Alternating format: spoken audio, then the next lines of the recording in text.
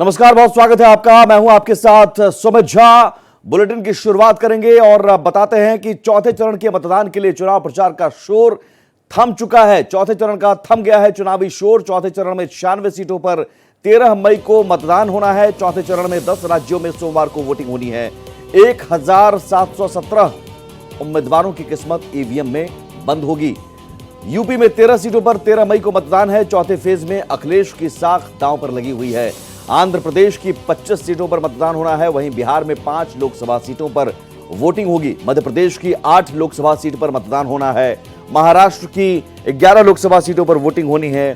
तेलंगाना की 17 और पश्चिम बंगाल में 8 सीटों पर चुनाव होना है। चौथे चरण के मतदान के लिए लगातार जोर आजमाइश का दौर जारी था। चुनाव प्रचार में सभी दिग्गजों ने ताकत झोंक दी थी, सभी पार्टियों ने ताकत झोंक दी थी और अब चुनाव प्रचार का शोर थम गया है और डोर टू डोर जरूर कैंपेन हो सकता है, मतदाताओं से संवाद हो सकता है, लेकिन अब रैलियों पर, रोड शो पर और प्रचार पर भोंपू, जो चुनाव प्रचार का भोंपू है, वो बंद हो गया है चौथे चरण के लिए। और चौथे चरण में 10 राज्यों में सोमवार को वोटिंग होनी है। 13 मई को 1717 उम्मीदवारों की किस्मत ईवीएम में बंद होगी। 13 सीटों पर 13 मई को मतदान होगा यूपी में चौथे चरण के तहत, जिसमें अखिलेश यादव चौथे चरण में उनकी किस्मत दांव पर लगी हुई है, उनकी साख दांव पर लगी हुई है। चुनावी चौका है, किसको मौका है लगेगा इस बार, किसके लिए 13 मई लकी डेट बनेगा, ये देखना होगा। 1717 कैंडिडेट हैं 96 सीट पर। चौथे चरण की 15 हाई प्रोफाइल सीटें हैं जहां पर दिग्गजों की किस्मत दांव पर लगी हुई है। 5 केंद्रीय मंत्री, 1 पूर्व मुख्यमंत्री और 2 क्रिकेटर इस बार चौथे चरण में मैदान में हैं, जिनकी किस्मत ईवीएम में बंद होने जा रही है।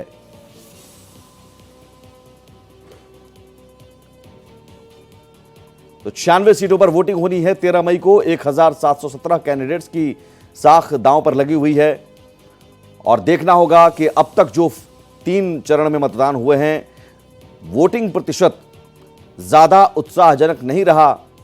क्या चौथे चरण में वोटिंग प्रतिशत में बढ़ोतरी होती है?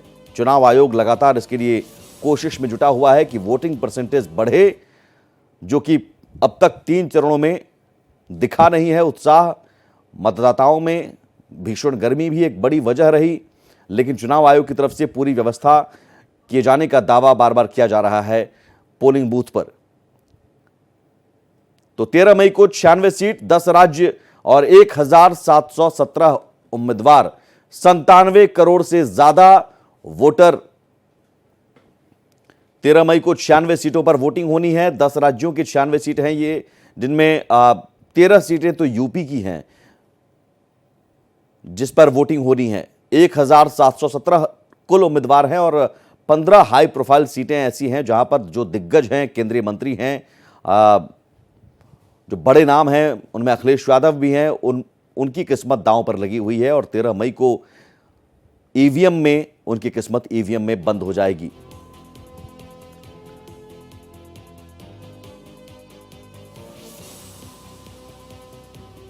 आशुतोष जुड़े हुए हैं पटना से, अभिषेक पांडे जुड़े हुए हैं मुंबई से और कमलेश सिंह जुड़े हुए हैं संवाददाता दिल्ली से। कमलेश, सबसे पहले आपका रुख करेंगे। कमलेश, सबसे बड़ी चुनौती यह है कि 3 चरणों के चुनाव में जो ट्रेंड देखा गया, वोटिंग परसेंटेज ज्यादा उत्साहजनक नहीं रहा। चौथे चरण में क्या उम्मीद और क्या तैयारी चुनाव आयोग की? देखिए, चुनाव आयोग ने बार बार रिक्वेस्ट किया और आपने देखा होगा जो वीडियो कैंपेन लगातार चुनाव आयोग के द्वारा और खासकर जो प्रबुद्ध नेता हैं और खासकर अभिनेता उनके द्वारा जारी किया गया है कि वो वोटिंग करें, वोटिंग राइट्स का इस्तेमाल करें। लेकिन सबसे चौंकाने वाली बात यह है कि जिन राज्यों में अब तक ओवरवेलमिंग सपोर्ट या ओवरवेलमिंग वोटिंग होता था, उसमें भी काफी कम, खासकर बिहार ऐसे राज्य जहां 40-42% से ऊपर मतदान नहीं हुआ। ये काफी चौंकाने वाला है और खासकर उन राजनीतिक पार्टियों के लिए भी जो या तो परिवर्तन की उम्मीद कर रहे हैं या फिर स्टेटस को की उम्मीद कर रही है। ये मुश्किल हो गया है दोनों पार्टियों, किसी विपक्ष के लिए या फिर सरकार में रहने पार्टियों के लिए भी, कि वो स्पेकुलेट कर पाए कि ये वोटिंग जो है, जो ट्रेंड है, किसी और गया है। जाहिर सी बात है, इसी बात को लेकर प्रधानमंत्री बार बार अपील कर रहे हैं और चुनाव आयोग की ओर से लगातार अपील की जा रही है कि वो वोटिंग करने के लिए आई और उसके लिए जो मॉडल जो व्यवस्था हो सकती है चुनाव आयोग के द्वारा, वो व्यवस्था चुनाव आयोग के द्वारा की जा रही है। लेकिन अब देखना होगा कि चूंकि लगातार 3 फेजों में मैंने देखा कि वोट परसेंटेज 60% से नीचे रहा है, तो क्या इस बार चौथे चरण में लगातार कैंपेन के बावजूद क्या जनता घर से निकल पाती, उदासीनता जनता की खत्म हो पाती है, और क्या वोट परसेंटेज वो बढ़ पाता है, खासकर साउथ को छोड़ दें तो इनका हिंदी बेल्ट जो काउ बेल्ट है उसमें वोट परसेंटेज कितना बढ़ता है ये देखना होगा। ठीक है, अभिषेक का रुख करेंगे मुंबई से। महाराष्ट्र की कितनी सीटें चौथे चरण में और कौन कौन सी ऐसी सीटें हैं जहां पर दिग्गज हैं और जो महाराष्ट्र की सियासत में बहुत महत्वपूर्ण रखती हैं? देखिए, महाराष्ट्र से 11 सीटें हैं चौथे फेज के लिए, और इन 11 सीटों में राव साहब दानवे जो कि मोदी सरकार में स्वतंत्र प्रभार के मंत्री थे, कोयला का मंत्रालय उनके पास था, राज्य मंत्री रेलवे के रहे हैं, तो और उनका वजन इसी से समझा जा सकता है कि अमित शाह ने रैली के दौरान अभी एक अनाउंसमेंट, पब्लिक अनाउंसमेंट किया है कि इस बार राव साहब दानवे को अगर आप लोग यहाँ से चुनकर भेजते हैं जालना से, तो राव साहब दानवे का कद बढ़ेगा और उन्हें वजनदार मंत्रालय मिलेगा। ये संकेत उन्होंने दे दिया है, तो निश्चित तौर पर एक बड़ा नाम है। दूसरा प्रमुख जो शहर है वो है औरंगाबाद, जो कि अब छत्रपति संभाजी नगर के नाम से जाना जाता है। वहाँ पर MIM के सांसद हैं इम्तियाज़ जलील, जो दूसरी बार भी खड़े हुए हैं, और इक्वेशन कुछ इस तरीके से बन गया है कि वहाँ 2 कैंडिडेट शिवसेना शिंदे ग्रुप के और शिवसेना उद्धव ठाकरे ग्रुप के आपस में खड़े हो गए हैं, तो निश्चित तौर पर एक वो टफ सीट रहने वाली है। तीसरा पुणे की सीट है, पुणे भी एक हाई प्रोफाइल और महत्वपूर्ण सीट है। वहाँ से जो है बीजेपी की तरफ से वहाँ के जो पूर्व मेयर थे और महाराष्ट्र बीजेपी में महासचिव रहे मुरलीधर मोहोळ को बीजेपी ने टिकट दिया है, तो वहीं के स्थानीय विधायक को धनगेकर को कांग्रेस ने वहाँ पर टिकट दिया है। शिरूर की बात करें, नासिक की बात करें, ऐसे 11 सीटें हैं जिनमें एक और जगह है जो कि नासिक के बगल की सीट है, वहाँ पर भी एक कैबिनेट मंत्री रह चुकी है, उनकी भी सीट वहाँ पर इस बार वोटिंग होगी। जलगांव से जो बीजेपी जिसने महाराष्ट्र में खड़ी की, वो एकनाथ खड़से की बहू तीसरी बार यहाँ पर चुनने के लिए मैदान में खड़ी हैं। एकनाथ खड़से हालांकि बीजेपी से नाराज होकर एनसीपी चले गए थे, लेकिन बहू को टिकट मिलने के बाद फिर से वो कहीं न कहीं फिर से बीजेपी में आने की अटकलें तेज हो गई हैं और बहू के समर्थन में प्रचार कर रहे हैं। तो ऐसी 11 सीटें हैं जो काफ़ी हाई प्रोफाइल सीटें हैं, जिन पर कि इस बार नज़र रहेगी। करीब 2 करोड़ 50 लाख के आसपास के मतदाता हैं जो कि इस बार मताधिकार का प्रयोग करेंगे। इन 11 सीटों की बात करें तो 11 सीटों में करीब 297 लोग चुनावी रण में खड़े हैं, और उन्हें उम्मीद है कि हर प्रत्याशी कोशिश कर रहा है कि वो चुनावी रणनीति में जो समीकरण है उसके आधार पर वो जीतेगा।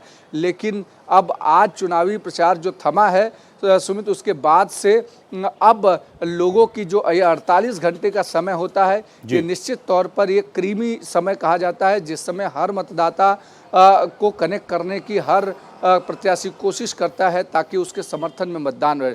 लेकिन चुनाव आयोग की मुश्किल ये है कि महाराष्ट्र के भीतर 40 डिग्री से ज़्यादा का पारा चढ़ा हुआ है, और पिछले 3 फेज़ के जो मतदान हुए हैं उसमें जिस तरीके के मतदान हुए हैं उससे चुनाव आयोग संतुष्ट नहीं है। इसलिए उन्होंने लगातार कोशिश की है कि लोगों को, वोटर्स को ये कहने की, उन्होंने राजनीतिक पार्टियों से भी अपील की है कि आपके जो संगठन हैं वो ग्रामीण स्तर तक हैं, तो आप भी सहयोग करें ताकि वोटर्स टर्नआउट बढ़ाया जा सके, लोग आकर के। एक और मुश्किल का दिन यह है कि आज सैटरडे है, कल संडे है और परसों मंडे है। परसों मंडे मतलब जिन 11 सीटों पर वोटिंग होगी वो परसों छुट्टी का दिन होगा, यानी आज से लोग वीकेंड पर चले जाएंगे और मंडे तक वापस नहीं आएंगे, अब सीधा ट्यूसडे को ड्यूटी ज्वाइन करेंगे। वो मुश्किल चुनाव आयोग के लिए है, इसलिए चुनाव आयोग लगातार अपील कर रहा है कि आप संडे को रात को आ जाइए, मंडे को आप वोटिंग करें। तो ये 3-4 चीज़ें हैं, लेकिन हाई प्रोफाइल सीटें हैं, उस पर निश्चित तौर पर दिग्गजों की प्रतिष्ठा दांव पर लगी हुई है। ठीक है, आशुतोष हमारे साथ जुड़े हुए हैं पटना से। आशुतोष, दरभंगा, मुंगेर, समस्तीपुर, उजियारपुर, ये ऐसी सीटें हैं। बेगूसराय 5 सीटें, गिरिराज सिंह हैं, ललन सिंह हैं, नित्यानंद राय हैं, बड़े नाम हैं इस बार चौथे चरण में जिनकी साख दांव पर लगी हुई है। क्या समीकरण? बेशक सुमित, आपने सही कहा। इस बार पांचों सीट हाई प्रोफाइल सीट है। दो केंद्रीय मंत्री गिरिराज सिंह और नित्यानंद राय चुनाव लड़ रहे हैं और गिरिराज सिंह के खिलाफ लेफ्ट पार्टी के कैंडिडेट दिया गया है और बेगूसराय लेफ्ट का गढ़ माना जाता है। उजियारपुर की अगर बात करें तो नित्यानंद राय के खिलाफ आलोक मेहता, जो कि महागठबंधन में बिहार सरकार के मंत्री भी रहे और उस इलाके में खास करके कुशवाहा कुर्मी मतदाताओं के बीच अच्छी पैठ रखते हैं, तो वहां भी मुकाबला मिलता हुआ दिखाई दे रहा है। समस्तीपुर की अगर हम बात करें तो वहां दो युवा चेहरे को दोनों गठबंधनों ने उतारा है। एक अशोक चौधरी की बेटी शांभवी चौधरी जो एनडीए के उम्मीदवार हैं, तो दूसरी तरफ महेश्वर हजारी बिहार सरकार में मंत्री हैं, उनके बेटे सन्नी हजारे हैं। अगर हम मुंगेर लोकसभा क्षेत्र की बात करें तो मुंगेर से पूर्व राष्ट्रीय अध्यक्ष ललन सिंह, जो कि उस इलाके में अपना दबदबा रखते हैं, सिटिंग एमपी भी हैं, लेकिन उनके खिलाफ अशोक महतो की बीबी अनीता देवी खड़ी हैं। Ashok Mahato most wanted criminal रहे हैं और अशोक महतो का उस इलाके में काफी पैठ रहा है। शायद यही वजह है कि विपक्ष ये आरोप लगा रहा है कि अनंत सिंह को पेरोल पे इसी आधार पे छोड़ा गया है कि ललन सिंह के वोट बैंक को मजबूत किया जा सके। तो पांचों जो सीट है, अगर दरभंगा की बात करें तो गोपाल जी ठाकुर के खिलाफ ललित यादव, जो कि बिहार सरकार में मंत्री भी रहे और लालू के काफी करीबी भी हैं, ये खड़े हैं। तो पांचों जगह एकदम से नेक टू नेक फाइट है। और जहां तक तैयारियों की बात करें तो दोनों गठबंधन की ओर से दावे किए जा रहे हैं और दोनों अपनी अपनी जीत की बात कर रहे हैं। एक तरह से कहें प्रचार थम गया है, लेकिन बीजेपी यानी एनडीए के जो कैंडिडेट हैं अभी भी डोर टू डोर कैंपेन जारी रखे हुए हैं और ऐसे जो कैंडिडेट हैं उन्हें सीधा निर्देश है कि आप जनसंपर्क को ना छोड़े, ज्यादा से ज्यादा वोटरों को बूथ तक पहुंचाने की कोशिश करें। और इसी दिशा निर्देश की वजह से चाहे वो बीजेपी के कैंडिडेट हो, जेडीयू के कैंडिडेट हो या लोजपा रामविलास के कैंडिडेट हो, सब के सब अपने अपने लोगों को लगा के डोर टू डोर कैंपेन कर। तो एक दिलचस्प मुकाबला होने वाला है और इस बार पांचों सीट काफी महत्वपूर्ण है और पांचों सीट पर दोनों तरफ से प्रतिष्ठा दांव पे लगी हुई है। खास करके एनडीए नेताओं की तो प्रतिष्ठा दांव पे लगी हुई है, क्योंकि दो केंद्रीय मंत्री इस रेस में हैं और 13 तारीख को जो मतदान होंगे, दो केंद्रीय मंत्री का भविष्य तय होगा। गिरिराज सिंह और नित्यानंद राय की अगर बात करें तो दोनों जगह प्रधानमंत्री और अमित शाह दोनों का प्रॉपर बैकअप है। उजियारपुर में तो अमित शाह ने सभा करके बजाते हाथ उठा के नित्यानंद राय की जमकर तारीफ की और साफ तौर पे कहा कि इनकी क्या क्या उपलब्धि है, यदि आप इनको जिताते हैं तो इनका कद हम और बढ़ाएंगे। तो इस तरह के एनडीए की तरफ से भी पुरजोर कोशिश की जा रही है। वहीं इंडिया गठबंधन भी लगातार कोशिश कर रही है कि हम जीत हासिल करें। तो इसी कड़ी में 13 तारीख का जो चुनाव है वो काफी महत्वपूर्ण है। जी ठीक है कमलेश, आपका रुख करेंगे। एक बड़ा चेहरा यूपी में अखिलेश यादव, चूंकि इंडिया अलायंस में अगर हम बात करें तो अलग अलग चेहरे नजर आते हैं। अखिलेश यादव के साथ राहुल गांधी की रैली हुई, दोनों हाथ मिलाते नजर आए। ये सीट, अगर कन्नौज सीट की बात करें, अखिलेश यादव यहां से अगर निकलते हैं बड़े मार्जिन से तो ज्यादा बड़ा इंपैक्ट होगा कि इन चेहरों को भी तरजीह दी जा रही है। अखिलेश यादव के लिए कितनी बड़ी चुनौती? सीट से अखिलेश यादव खड़े हैं। कन्नौज सीट उनकी परंपरागत सीट रही है और जो 3-4 सीटें जो समाजवादी पार्टी की गढ़ मानी जाती, खास की कन्नौज, मैनपुरी और इटावा जैसे इलाके, उनमें से कन्नौज एक महत्वपूर्ण। लेकिन सुब्रत पाठक काफी दमदार चेहरा है और जो जातीय कॉम्बिनेशन वहां पे है वो कहीं ना कहीं सुब्रत पाठक के फेवर में जाती है। लेकिन अब देखना होगा, चूंकि इस बार जो कांग्रेस पार्टी और समाजवादी पार्टी एक साथ चुनाव में है और समाजवादी पार्टी को ऐसा लगता है कि इस बार जो मुस्लिम वोट्स है वो कांग्रेस पार्टी के पीछे कंसोलिडेट है। तो ऐसी स्थिति में एमवाई समीकरण के साथ साथ आप जो दलितों का एक चंक है, अगर वो सपोर्ट करता है, खासकर शाक्य जैसे लोग, शाक्य जाति के लोग अगर ये सपोर्ट करते तो अखिलेश यादव की जीत बहुत आसान हो जाएगी। अब देखना होगा कि चूंकि एक रैली दोनों नेताओं की हो चुकी है, एक रैली और प्रस्तावित है, ऐसी स्थिति में क्या उनको फायदा मिलता है, मुस्लिम वोट या अखिलेश यादव के साथ जाता है और जो जीत का मार्जिन है, चूंकि कन्नौज उनकी परंपरागत सीट रही है, तो क्या उस पर फिर एक बार कब्जा जमाने में कामयाब होते हैं? अनुभव रहा है पिछला कुछ खास नहीं रहा है, बुरा अनुभव रहा है। जब दो लड़के का नारा दिया था तो दोनों लड़के जो है, उन दोनों लड़कों की दोस्ती को खारिज किया जा चुका है पहले। बिल्कुल ठीक, आपने दोस्ती को खारिज किया, लेकिन उसमें स्थिति परिस्थिति बिल्कुल डिफरेंट थी।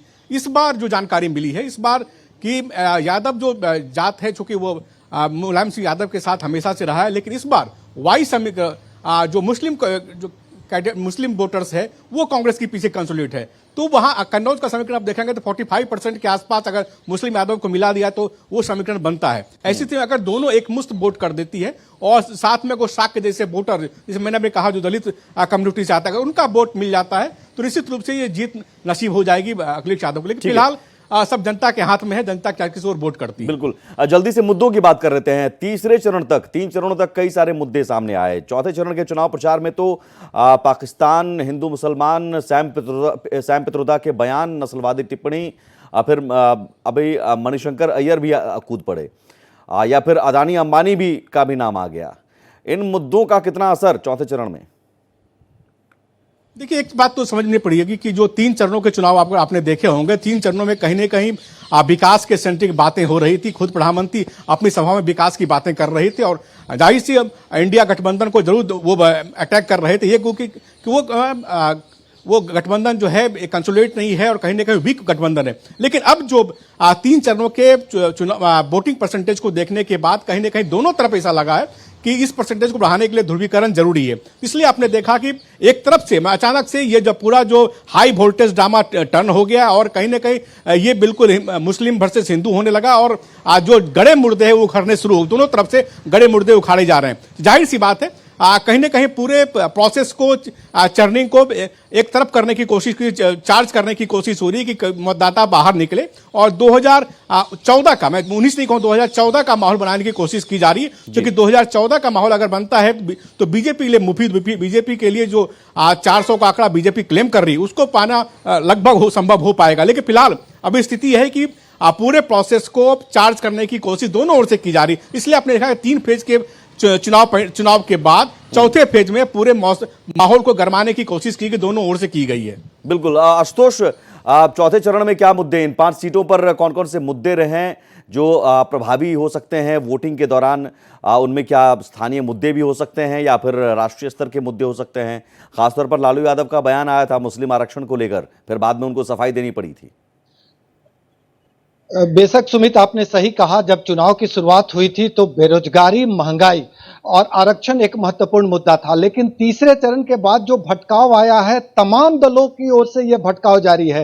अब कई तरह के ऐसे अनर्गल बयानबाजियां शुरू हो गई है कि मुख्य मुद्दा एक तरह से कहें भटक गया है। सब एक दूसरे के खिलाफ निजी हमले कर रहे हैं और लगातार इस तरह के बयानबाजियों का जो एक दौर शुरू हुआ है, जो मुख्य मुद्दा है वो पूरी तरह से भटक गया है। जिस अंदाज में तेजस्वी यादव बिहार में बेरोजगारी, रोजगार, महंगाई और अन्य मुद्दे लेकर आगे बढ़ रहे थे, एक तरह से कहें एनडीए पे वो दबाव बना रहे थे। लेकिन जैसे ही आरक्षण के मुद्दे पर लालू प्रसाद यादव का बयान आया, जिसमें उन्होंने मुसलमानों को आरक्षण देने की वकालत क्या की कि बीजेपी हमलावर हो गई और इस मुद्दे को एक तरह से कहें लपक ली और सीधे तौर पे इसको डाइवर्ट की। उसके बाद सैम पित्रोदा का बयान आ गया, मणिशंकर अय्यर का बयान आ गया और लालू परिवार की ओर से जो व्यक्तिगत हमले किए, कल रोहिणी आचार्य ने जिस अंदाज में नीतीश कुमार पर कई तरह के निजी हमले किए, उसके बाद ये चुनाव पूरी तरह से एक तरह से कहें भटकाव के दौर से गुजरने लगा है। और अब जितने तरह के आरोप लग रहे हैं, जनता उसी की चर्चा कर रही है। पहले जनता रोजगार की चर्चा कर रही थी, महंगाई की चर्चा कर रही थी, इसके अलावा बेरोजगारी की चर्चा कर रही थी। लेकिन अब इन मुद्दों की चर्चा हो रही है कि सैम पित्रोदा ने क्या कहा, मणिशंकर अय्यर ने क्या कहा, रोहिणी आचार्य का क्या बयान आया। तो एक भटकाव के दौर से चुनाव गुजरने लगा है और बीजेपी को इससे फायदा ही मिलने वाला है, क्योंकि कहीं ना कहीं बीजेपी दबाव में थी और जिस तरह से इन लोगों ने फ्रंट फुट पे खेला, बीजेपी ने माकूल जवाब दिया है। आरक्षण जैसे महत्वपूर्ण मुद्दे पर लालू प्रसाद यादव के संदेश लेकर तेजस्वी यादव आगे बढ़ रहे थे। लालू प्रसाद यादव को लगता है कि आरक्षण एक बड़ा मुद्दा है और हम यदि इसको स्थापित कर लेंगे तो ओबीसी ईबीसी वोट बैंक हमारे साथ आ जाएगा।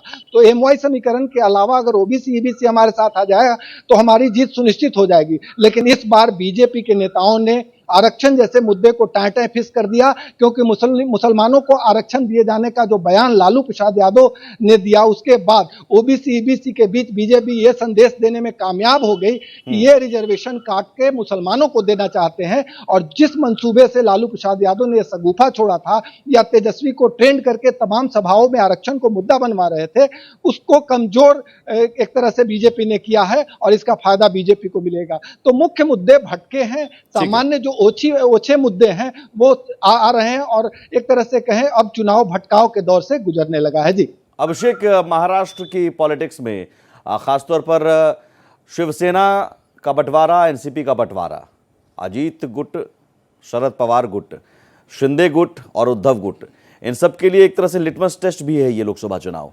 इस बार जो 11 सीटें हैं, उन 11 सीटों पर किस तरह का समीकरण और क्या मुद्दे?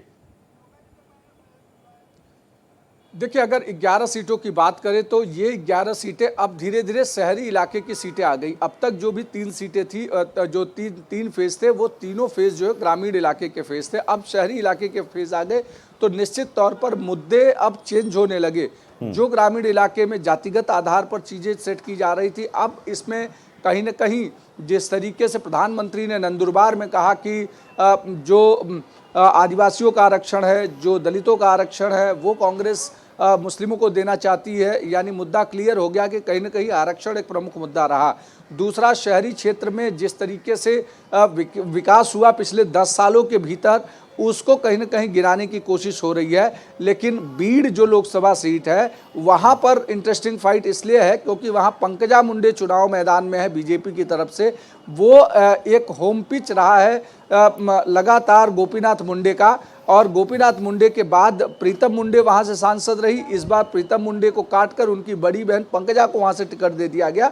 तो एक वहां पर बीजेपी के लिए एक लड़ाई है। लेकिन जिस तरीके के खास करके महाराष्ट्र के भीतर में स्प्लिट हुए हैं, शिवसेना के 2 स्प्लिट हुए, एनसीपी के 2 स्प्लिट हुए, कहीं ना कहीं उस स्प्लिट को भी मुद्दों में बनाया गया और उद्धव ठाकरे की शिवसेना या शरद पवार की शिवसेना को प्रधानमंत्री ने नकली करार दिया है।